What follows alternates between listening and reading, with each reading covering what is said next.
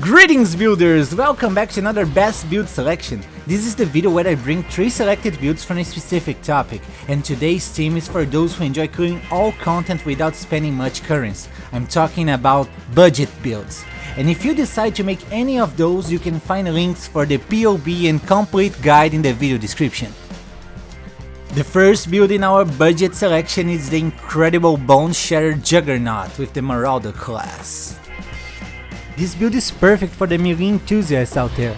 Boneshatter hits enemies so hard that it hurts your own character, accumulating trauma stacks. For each trauma you're going to deal and take more damage. That's why it's important to gather both attack speed and armor to stack many traumas and sustain their damage. To list the pros of this build, I would start with its survivability. Even though you deal damage to yourself, this build has so much armor that you won't feel a thing. Now, because of that, you might think that this build had to sacrifice speed or boss damage, but no, it is still super fast and can kill guardians in just a few seconds. Now, to list the cons, the first thing that comes to my mind is that you need to keep an eye on your accuracy. This is because we use the Keystone Precise technique that grants 40% more damage if your accuracy is bigger than your life. As for budget, this build is cheap. You can get it destroying early endgame maps with only around 60 chaos. To comfortably advance to yellow maps, I recommend investing around 120 chaos, and for easily completing your atlas, I recommend investing around 4 divines. Don't forget that on PoEbuilds.net you can find a list with all the equipments that you need to buy for this build, with direct links for examples being sold by other players. For clear speed, I'll give it 9 out of 10. Boneshatter also creates a big pulse of damage when stunning enemies. That means that a single blow can kill an entire pack of monsters. Other than that, you stack a lot of attack speed that causes your Leap Slam to almost teleport you through the map.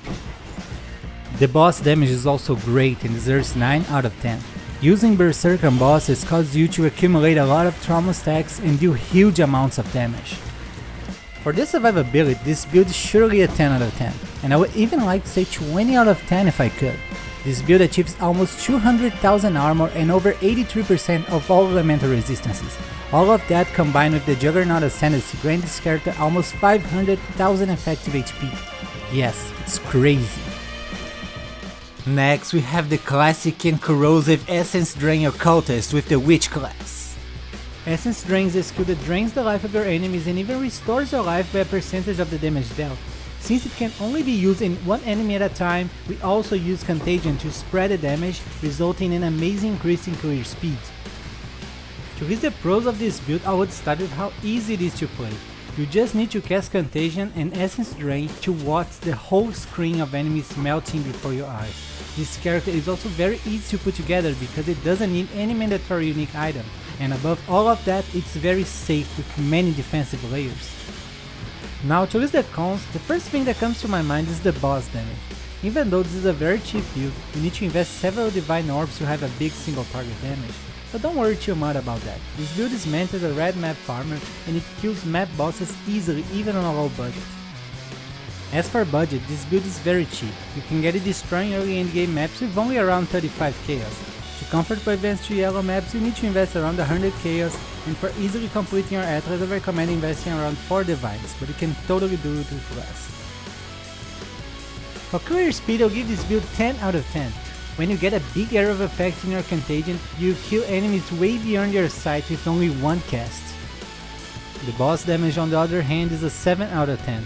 It will take longer than usual to kill guardians and pinnacle bosses, but you have no problem against regular map bosses. For the survivability, I'll give it 9 out of 10. This build comes with over 100,000 effective HP because of high armor, high evasion, spell suppression, amazing life regeneration, and even a little bit of block chance. Finally, we have this amazing Toxic Rain Raider with the Ranger class. This build uses all the attack speed of Raider to deploy numerous pods that drain the life out of your enemies. To list the pros of this build, I would start with how easy this build is to put together. You don't need any mandatory unique item and the leveling is very simple. This build is great for beginners because you end up having great clear speed, boss damage and survivability with low investment. Now to list the cons, the main issue of this build is mana. Since we're dealing with a damage over time build, we cannot reach mana or life. Because of that issue, we need rare rings that reduce the mana cost of skills. As for budget, you can get it destroying early endgame maps with only around 100 chaos. To comfortably advance to yellow maps, you need to invest around 150 chaos, and for easily completing your atlas, I recommend investing around 4 divines, but you can totally do it with less. For clear speed, this build gets 9 out of 10. As a raider, you already have a lot of movement and attack speed. Also, you only need to deploy the pods once and they will drain surrounding enemies, granting a smooth gameplay. The boss damage also gets 9 out of 10. Combining your strength with Toxic Rain totems, bosses just drown in countless spots. Even the biggest ones are going to melt like butter before your eyes. For the survivability, I'll give it 9 out of 10. This is because this build has high evasion, high armor and spell suppression. Above all, you can use Toxic Rain from a safe distance and its pods heavily slow down enemies. And that's it, guys! What did you think about those awesome budget builds? Please take a second to tell me in the comments and leave a thumbs up to support the channel. I wish you all an amazing day and don't forget to keep building!